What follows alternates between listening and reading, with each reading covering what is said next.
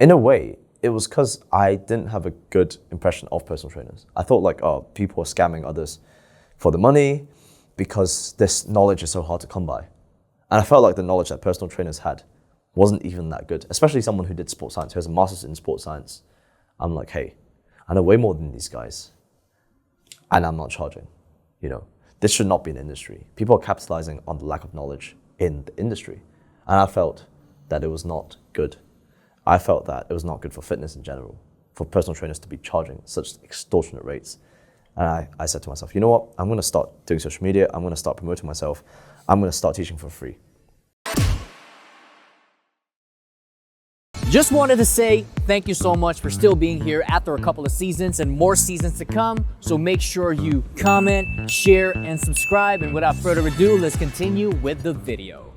What's up, ladies and gentlemen? You're now watching Kinetic Outcome, and we are with Curtis, co-founder and COO of Dresio. And of course, y'all know me, Hector. So he is focused right now on health tech AI. And of course, health tech AI can be a wide scope. And what he has, though, is a first of its kind. Is it in the whole world? I'd say first of its kind in Asia. Okay, in Asia. Yeah, okay, in Asia, okay. in Asia. Yeah. Might be the whole world. We'll figure it out as we go through with more details. We have some first of its kind in the whole worlds within our technology. So. Okay, okay. Cool. So we'll get into detail with that. But then again, let's start with where you were born. How did this all begin? In terms of your childhood, school, and then how did you become a COO of your current company? How long do I have? How long do I have to explain this? I don't know. Okay. Whatever works. Cool. Okay. Short and simple, sweet. All right. Just the interesting parts, the highlights. Cool. I'll get to it right away. So I was born in just, I think, a few stations away from here, like Baptist Hospital, I believe. Somewhere in Hong Kong. I was born in Hong Kong. Okay. Yeah, my parents, but they were also from Hong Kong. That makes sense. But they grew up in the UK, so I'm by default British Chinese. I grew up also in Hong Kong, and I went to school in Hong Kong. I went to an ESF school, if any of you've heard Charlton College. I think maybe the start of this story probably begun when I was in maybe secondary school, thereabouts. So I started doing sports, a lot of it actually. You know, I'd do fencing, I'd play field hockey, I'd do athletics, football, just every sort of sport you can imagine. And I was really passionate about it. I started off with fencing. I was doing it at sort of national level when I was sort of 12, 13, thereabouts. And I was ranked top 10 in under 14. Until I got to about 14, I stopped growing in height. I actually went to puberty at 11, so I already had a mustache at 12. Because I stopped growing taller and longer, my competitors were getting ahead of me. And I had to transition to more focus on field hockey. And by 15, I was already playing for Hong Kong. So I thought to myself, okay, you know what, I could really do this. I can actually go ahead and make a career out of myself. So I actually gave up focusing on academics. I gave up on focusing on my social life. Not that I really had much of it, but anyway, I just focused fully on sport. And when I was 17, obviously I went to the UK for studying university, because I mean, I'm Asian, I have to study. And I did sports science. I came back that summer, I was 18, and I was playing hockey on the pitch one day, and then suddenly I couldn't walk, and I was quite confused. But I was basically limping off the pitch, and I went to the physio as soon as I could. Yeah, I basically found out like, oh, I've overworked myself too much, like in sport, like from a young age. Like as a teenager, I told them about like how I would train all the time. I would maybe like train 6-7 times a week on whatever sport. This was 17? Like earlier, like during my teenage years. Basically, okay. Just imagine teenager, like 13 to, yeah. And the thing is, even though I trained a lot, I basically competed more than I trained. It was actually basically meant that I didn't prepare myself to compete. But I still sort of gave it my all, and that was too much for, I guess, human to handle. So I spent sort of the next 2-3 years trying to get back to becoming like a pro athlete. You know, I thought to myself, hey, if I can focus on a sport and in 2 years start playing for Hong Kong, like I'm good enough to become pro. That's what I thought. But obviously rehab wasn't very helpful. I didn't feel it was specific. I felt everything was quite slow and it's very expensive. I thought like, this is tragic for anyone trying to make it. Imagine you come across one injury or you come across overtraining and there's not enough resources or not enough people to help you out. And I felt like for a lot of people who relied on sport to make a career or people who put all their eggs into one basket like myself, this was quite tragic.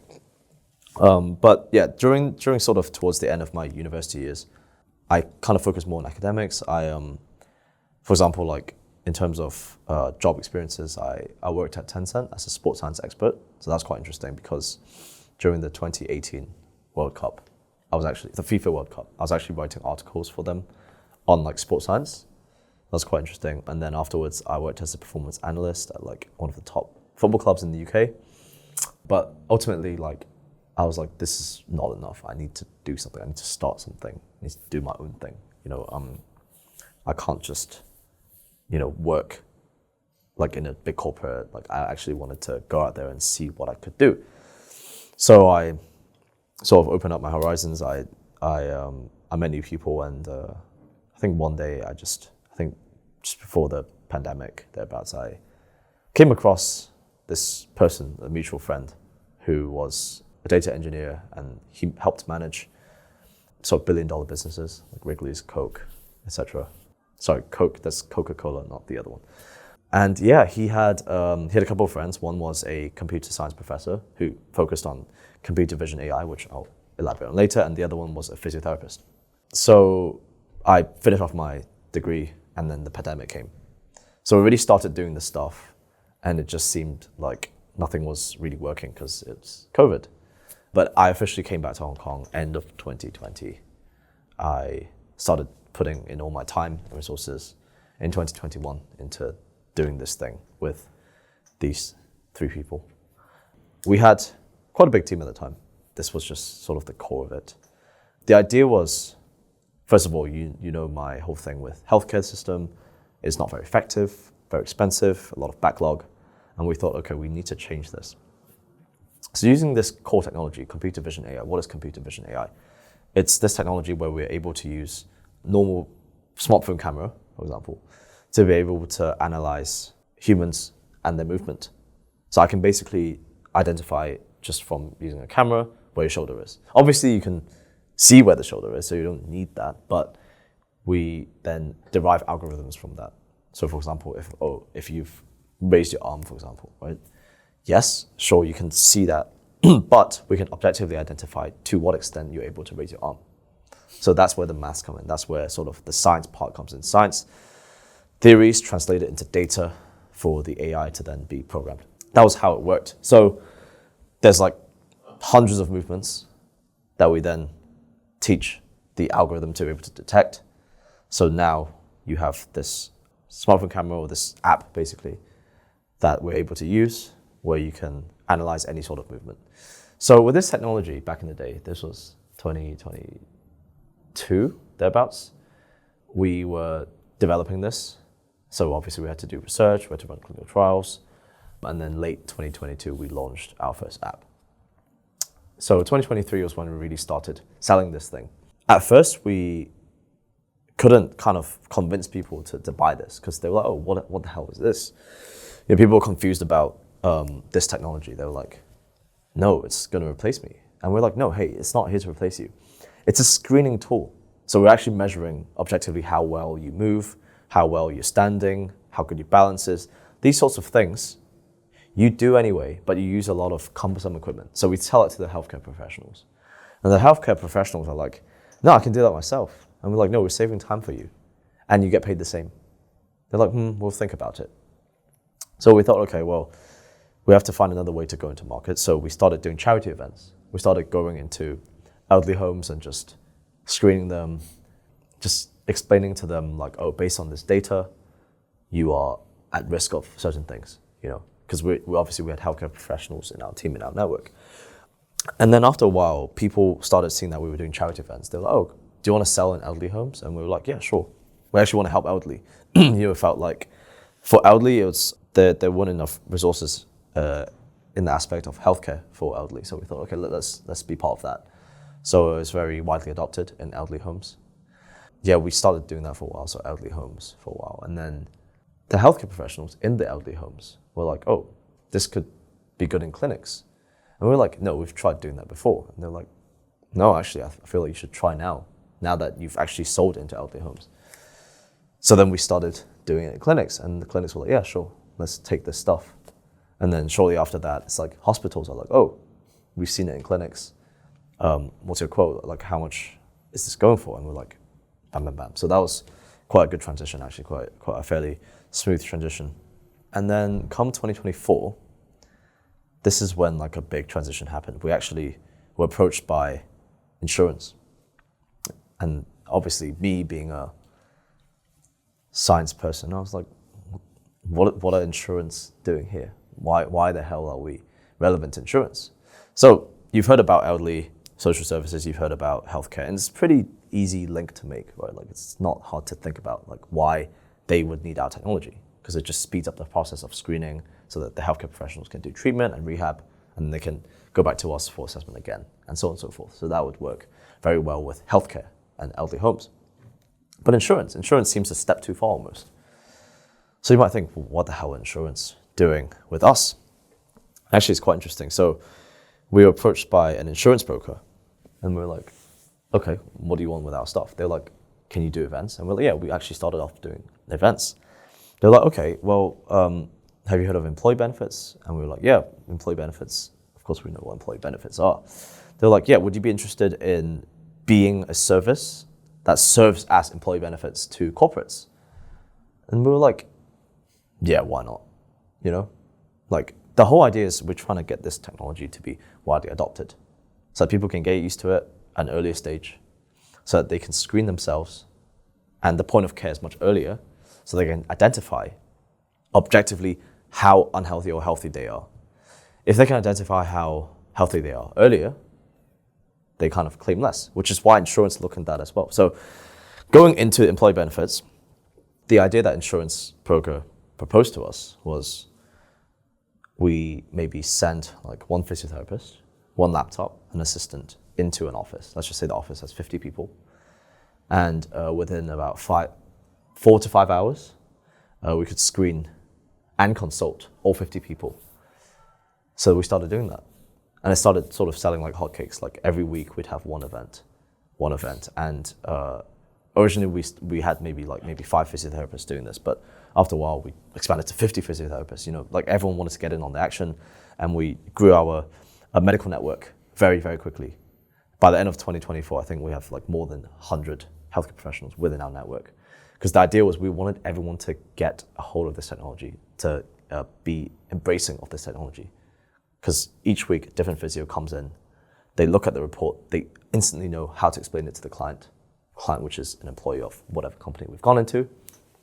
And insurance, like that, we're teaching employees to be healthier, because that means they claim less insurance. But actually, we find that insurance also have another motive, which is to gather the data. Now, this data, this is important to say, is not that intrusive actually, because the data is just looking purely how well you move. From that data, I cannot identify who this person is, right? If, let's just say we use our technology right now and screened 3 of us, nobody would be able to come and look at those 3 reports and identify whose data that belongs to. That's not really possible. It's biomechanics data. It's your joint angle, how fast you move. That's not something where you can identify someone with. So actually, insurance uses this data to understand how healthy a company is on average, right? And from that data, they can do some sort of grading for the underwriting process. So they can see, whether the premium for the insurance claims should be adjusted based off of that data. So that's how the whole thing works. So insurance sort of really like us in this process. Insurance brokers, insurance providers, they really like this whole process. And from that point comes the sort of apps, actually. So so just to summarize so far, because a lot's been discussed, we have this model where we've sold to clinics and elderly homes. That's sort of like a Netflix sort of agreement. You buy a month subscription, you have unlimited access to all movies. I don't care if you watch 1 movie a day or you watch 100 movies a day, it's the same price. So it's the same thing for clinics and hospitals and elderly homes.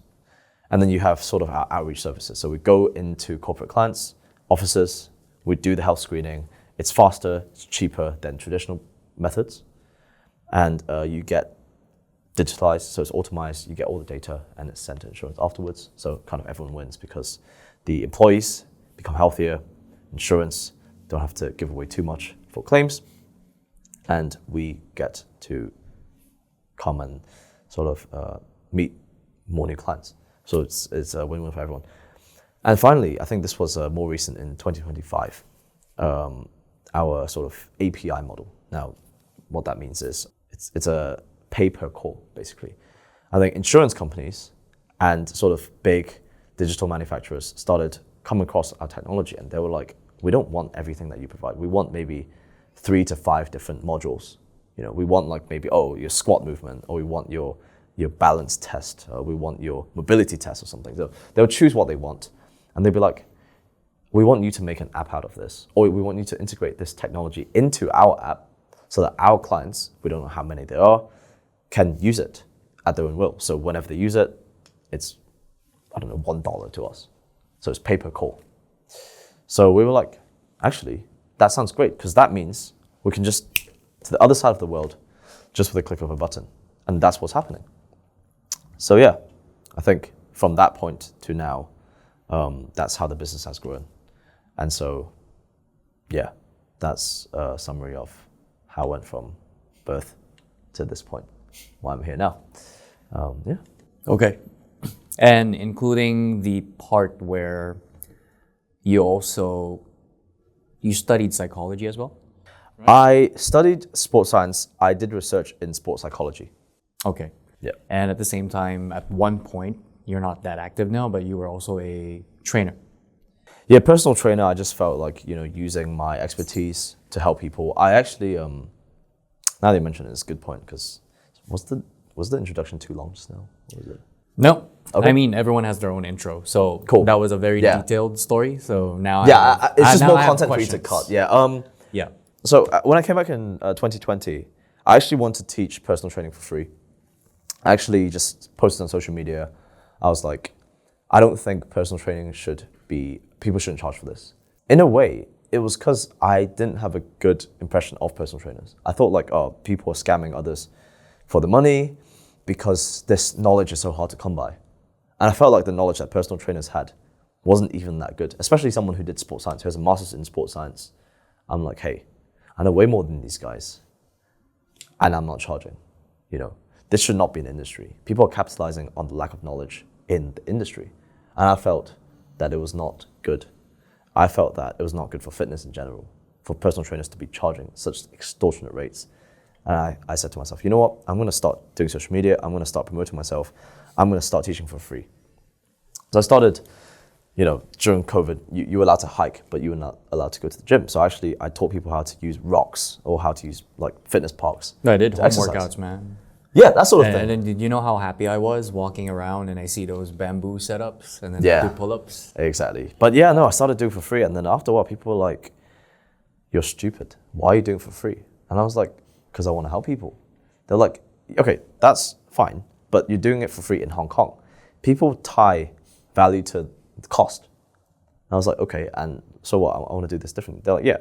So you'll be helping people and nobody's going to watch your stuff because you're doing it for free. They instantly tie value to cost. So I thought to myself, okay, well then maybe I can do it really cheap. I can do it maybe 400 an hour. They're like, no, that's too cheap. I was like, what? They're like, yeah, you're charging way too low. And personal trainers will also get mad at you for charging. I'm like, hey, I don't care if they're mad at me. I really want to help people. I've always wanted to do that, I see people struggling with their own fitness regimes. I see a lot of videos of people posting fitness videos, and I'm like, that's improper form, or like that will get them injured. I always want to reach out to them and tell them, hey, these are the things you should do. but obviously I don't want backlash. I don't want them to be like, hey, what's your qualification? And for me to say, I've got a sports science master's. And for them to say, wow, you're so arrogant. I didn't want to have that happen. So I just wanted a platform where I could help people. But ultimately I decided, okay, you know what? Like if it's not working out, nobody wants to work with me for free, then I'll stop doing it. So I had a little bit of a pause, but I picked it back up again in around 2023. I just felt like it was the right time. And then, I just, from time to time, I would teach some friends for a very cheap price, just a break even sort of thing. Just basically like charging them my travel and food fee, just to help them. Because I just think there's too many people who don't know what they do in the gym or just with their exercise in general. And I like to help people as much as I can, yeah. Yeah. So to get back to the psychology part. Yes. You mentioned that you also studied about conscious and subconscious programming? Yeah, briefly, right? yeah. So what's your thought on your subconscious program, on the fact that you got these results with your business? Like, do you feel or think that you thought about it prior, all of this happening? This is interesting, actually. I think it goes back to like positive mindset, self-talk. Like, did you always have a thought to yourself, one day I'll do business, something health related? I mean, you did start with the training. Yeah, I mean... Personal training. Yes. I did eventually want to be able to help people. I think the motivation for wanting to help people stems from my failure to become a professional athlete. I think that story hit hard for me, given that I put all my eggs into one basket. If I had other things, other avenues going for me, I'd be fine. But I thought to myself, no, I need to help people because I don't want a repeat of myself, right?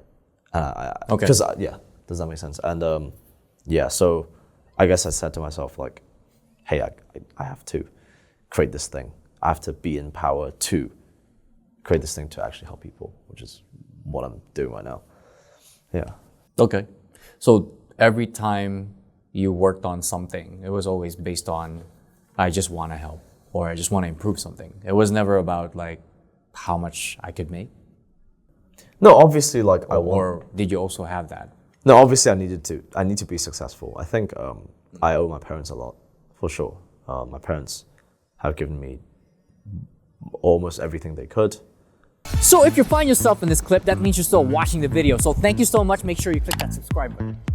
And also, when you're interested in videography services, make sure you hit up Edwin Mendoza. Links and everything is in the description box, including myself, of course. You know I do financial advice. So if you need any help with insurance, retirement, got questions, anything else, just let me know.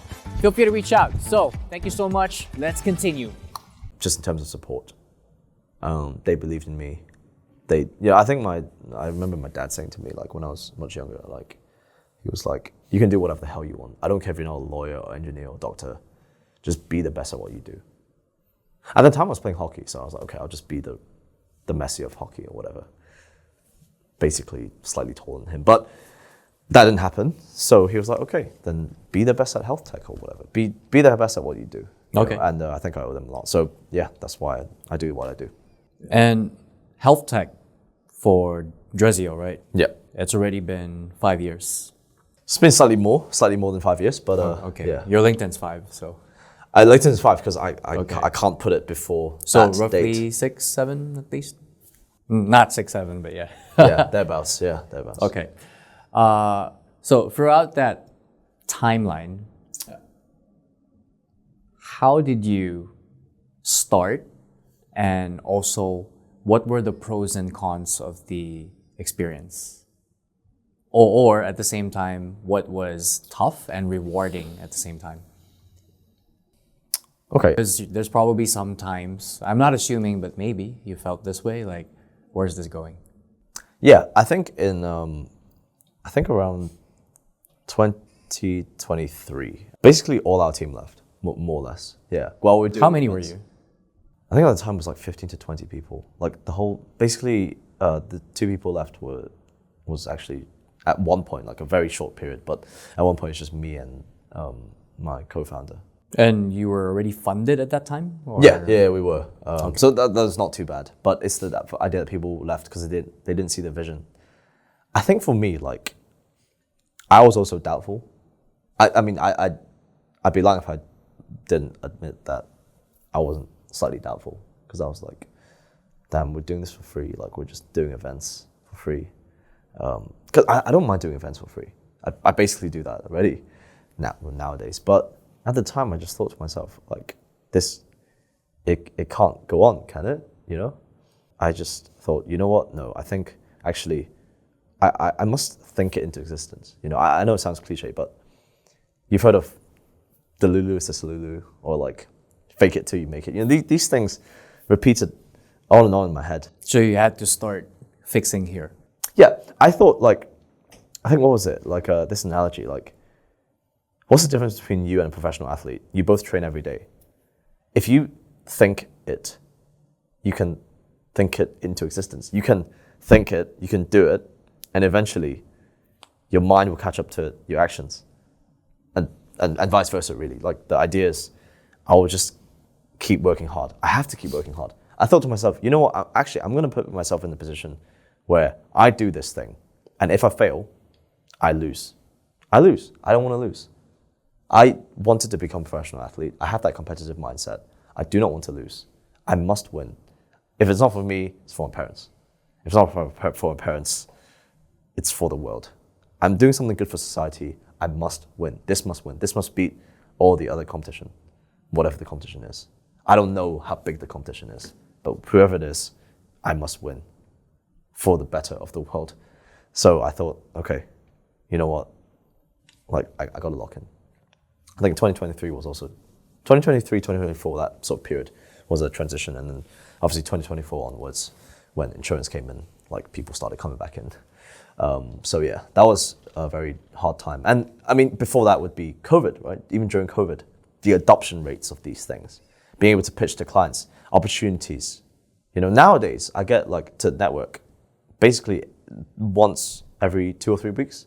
So I got to pitch, I got to compete, I got to like pitch to investors or network with people who I could potentially collaborate with. But in 2020, 2021, like, there's nothing. It's very hard. It's very difficult time. But I just felt it was slightly easier because our team was so big at the time. But actually, upon reflection, retrospectively, a big team actually was not very helpful because everyone has so many contrasting ideas. There's not much hierarchy at the time because it was at the start. And none of us were experienced in startup environment. And so it's quite difficult in communication. You know, I was like, I want the scientific integrity of this solution. And the marketing's like, no, we need to sell it. We need to make quick money. Why the hell are you spending so much time developing this? And I'm like, no, I want to be sincere. I want to actually have this product be helpful and get data that can help us. Like, no, you're a business. You need to make money. And so there are all these sorts of, I mean, now I'd say they're useless, but maybe at the time they're useful, arguments. And that was also just... And this was between the team? This was all between. It wasn't even like investors? No, this was all between the team. So that was tough. That was very tough, yeah. Because you're in the same team, so. Yeah, but obviously they're long gone now, and now our work environment is very, very good. You know, we've got 5-star reviews on Glassdoor. All our employees love us, and because we look at the best interests of who works in the company. You know, I think for us we're like, hey, you either want to come here for money and like have your fun and maybe look for other jobs while you're here. I'm not going to give you pressure. But if you want to be the best version of yourself, I will give you pressure to be better. And ultimately, you're going to become a full-time employee or you're going to go on to do better. Either way, they like the company because they get to do what they want to do. You know, we give them that vehicle to do what they want to do.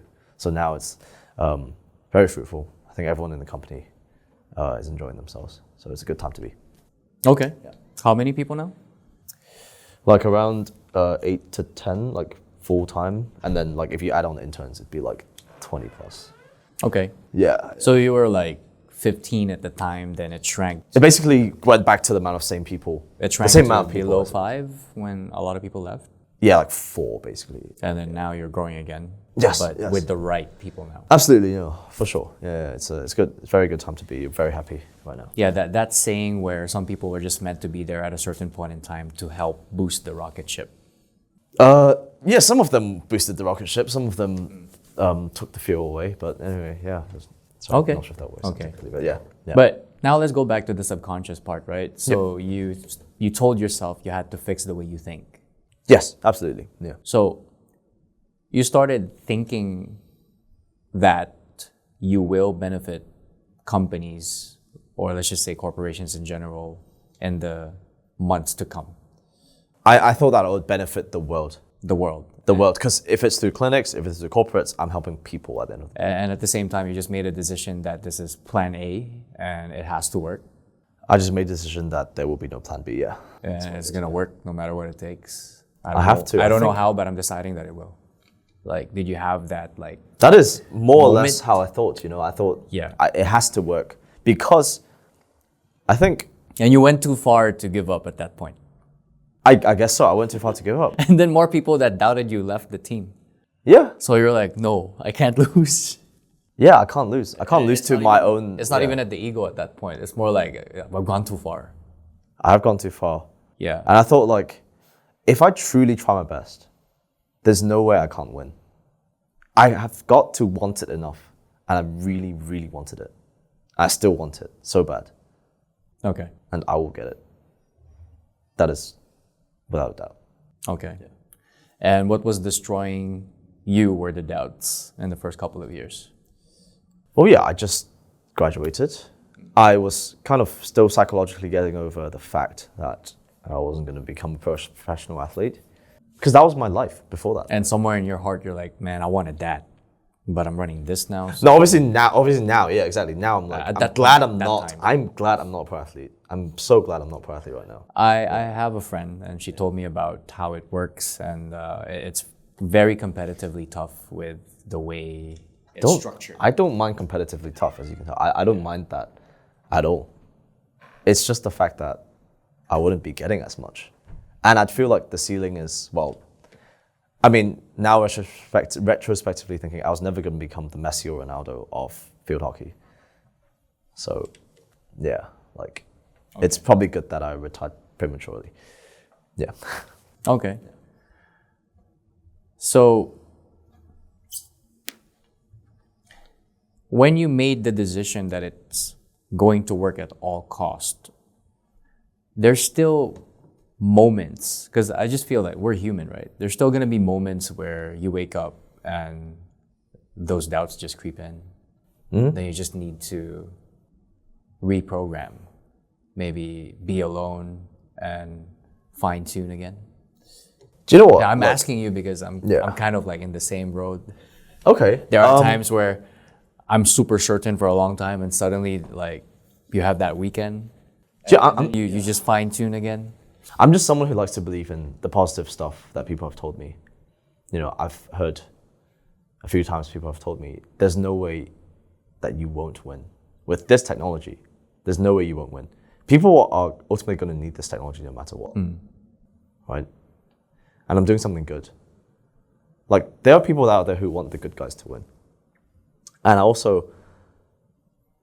I am too busy to think about what happens if I fail, to think about what happens if I'm going to fail. I am basically working 80 to 90% of the time. We have way too many clients. I do not have the time to think, what if this doesn't work? Because the moment I start thinking about it, it's another client call.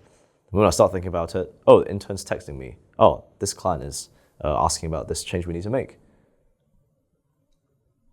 We've got too much going for us for me to start thinking about doubting, start thinking about plan B. This will work. We have to win. Yeah. You might ask, what if? And all I can say is, I'm not having that conversation today. Okay. Yeah. I mean, you pretty much wrapped it up with the pros and cons, right? Yeah. You explained the journey. So what advice would you give to people who want to take on entrepreneurship?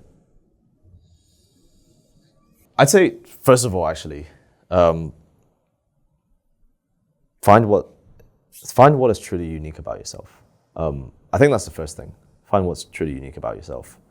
I don't mean stuff like, oh, like I went to this school and I studied this thing.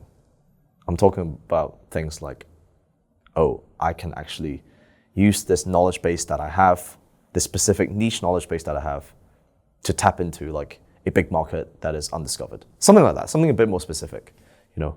I think you have to have a good team to start off. I think definitely having a good team is really important, at the start especially, because that's going to dictate the direction you're going to go in. And I think that kind of was the case for us as well. Such a big team, so many contrasting ideas. And we're here, we were neither here nor there. But once the team left, things were much better. We had more work to do. I had more work to do. But there was more clarity. There was 100% clarity. And less voices, less opinions, so more focus. Exactly. Like when I started off, I was just doing like research and development, and now I'm doing pitching, fundraising, helping out with the marketing, doing operations, and a lot more, which I don't mind doing. Okay. More than happy to help with it. But yeah, I would say like, yeah, start off, find something unique about yourself, have a very good team. And be very sure that this could actually be your plan A. Because if you don't think of it as your plan A, it won't be a plan A. You'll need a plan B and C and D and E, F, G. So I'd say, yeah, be sure to be ready to put your heart and soul into this thing that you're going to create, because this is going to be a baby. You know, you can't half-ass it. You have to fully be locked into it, because if not, you might as well not do it. Before you started, Yeah. you were excited about this idea, Yeah. but you don't know how you're going to make it work, but you find a way anyway, right? Yeah, I'll always find a way. That's And what I then feel, yeah. when you're already in the process, Yeah. you already started, Yeah. the company is running, Yeah. what did you learn that you didn't think you would have to do? Right. Yeah. Because it's a learning process. Like you figure things out along the way that you didn't think you needed to. Like for example, Robert Kiyosaki says he hates accounting, but he had to learn it. Okay, so I think I summed up just now in the previous answer, actually. To pitch in front of hundreds of people, I did not think I would do that 5 years ago. I was like, no way, that's not me, no way, you know. I mean, obviously, you know, I host a lot of parties, I bring people together and stuff, so I'm very extroverted. I was not like this 5 years ago. You were an introvert? Very much so. I was the guy in the Or corner more of the- like you're an ambivert.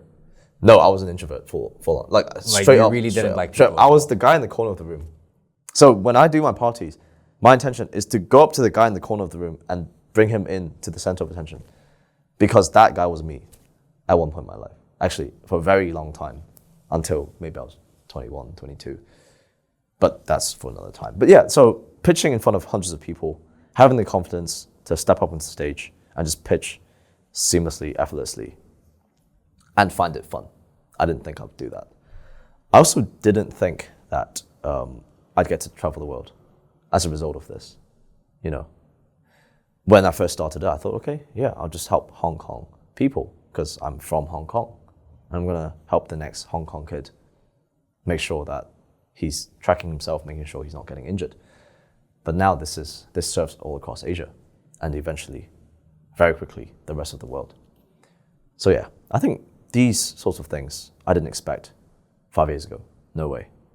Yeah, I mean, there's many where that came from, but I think those two things were big surprises. Yeah, that's good enough. That's a great answer. Oh, I mean, maybe like we started off in Science Park. I didn't expect us to still be in Science Park 5 years later.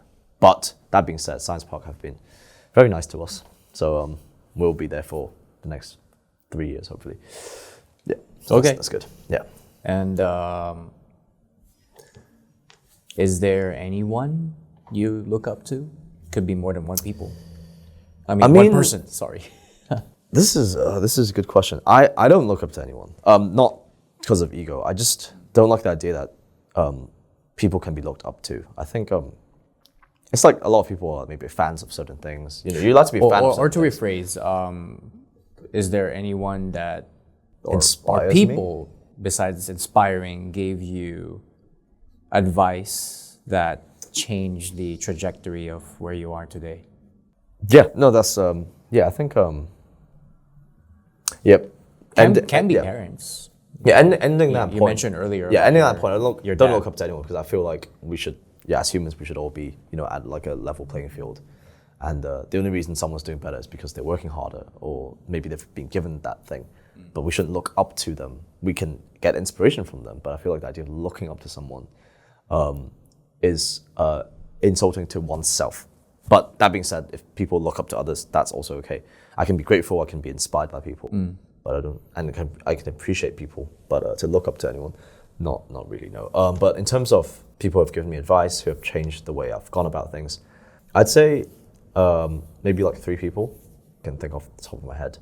First one I would say maybe is when I was playing field hockey, the person, my coach, who allowed me to represent Hong Kong, he was, well, he still is, he's Pakistani, and I think he kind of understood that I came from like a British Chinese background and I couldn't speak Cantonese well, and I was segregated in the team. But he, being Pakistani in Hong Kong, growing up in Hong Kong, he could speak Cantonese, but he kind of understood, he did understand sort of the segregation part of it. I think like he made me believe in myself. He made me like vice captain of the team at 15. I thought, I mean, retrospectively, I did not deserve to be, but it's almost like he was saying like, hey, look, I see you. Can you see yourself? And he wants to bring the best out of me. So I think I'm very grateful to him. I always speak well of him. And then second, I guess, would be my co-founder. I think he doesn't have many words of inspiration. It's not the way he speaks, it's the way he just does things, I didn't start doing all-nighters until he started doing all-nighters, Sometimes he'd like sleep at Science Park. Like, that's humbling, right? As in like, you're generating all this, revenue, but yet he's so humble. He doesn't forget his roots. Sometimes, we'll have certain client events. We can just send like an intern or whatever. But, he was like, no. Sometimes he's like, you got to show up yourself. I think in Cantonese it's like 𝗵𝗇 like 𝗵𝗇. But I don't, what's the English show for that? face.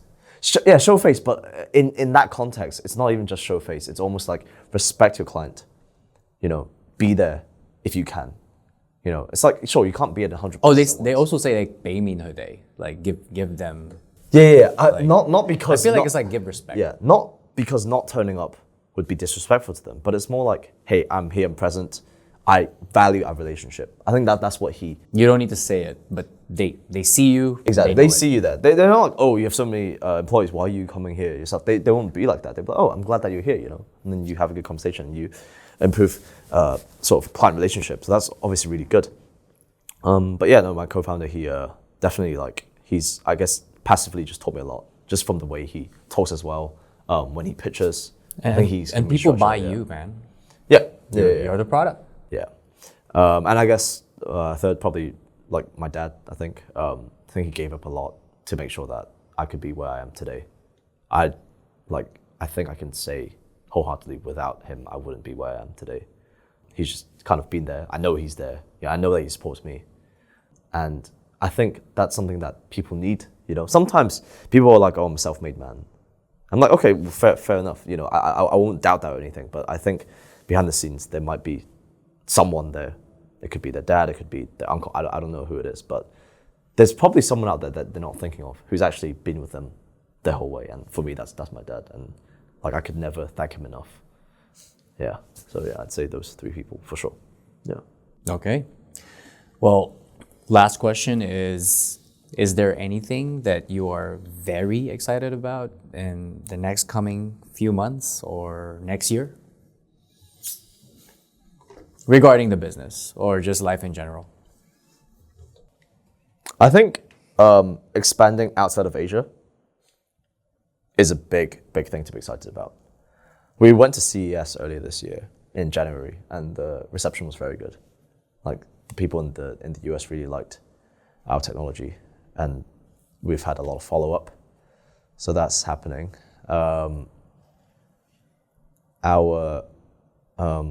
Definitely our project with a very, very, very big insurance company.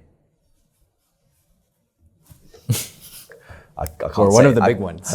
I can't say which one, but I think you know which one I'm talking about. Soon you'll know. Yeah, soon you'll know. Soon you know. And if you are a user of their health app, you will use our technology, because that's a project all over Asia, actually. Yeah. So that's a very big one. And then I think otherwise, yeah. Hopefully our team can expand to maybe 30 plus people, and the more the merrier, as I always say. Yeah, I think that's Okay. 3 things. Yeah. Well, ladies and gentlemen, that's about it. More to come in the coming future. Just make sure you stay tuned and follow their brand. Links in the description box, including him. If you think he's handsome and you're single, right? For Now, if you're watching this like 2, 3, 4 years later, no, he's not. Probably married. I don't know. Yeah. What? Anyway, yeah. we're just making the conversation fun. But anyway, ladies and gentlemen, once again, Kinetic Outcome and Curtis, pleasure to have you. Dresio, signing out. Our aim is to provide value, so if you like what you watched, make sure you hit that like button, leave a comment, and subscribe. I'm also a financial advisor based in Hong Kong, so feel free to check the description box for my details and email or DM. And if ever you need video and photography services, the phenomenal videos you're watching right now are filmed by Edery Mendoza. Lastly, if you love hip-hop music, rap, R&B, singing, whichever that sounds amazing to your ears, because I always do a lot of experiments with it, feel free to drop by my channel at SCF Saint or Saint Crossfade. Appreciate you for being part of this episode and more to come. Till next time.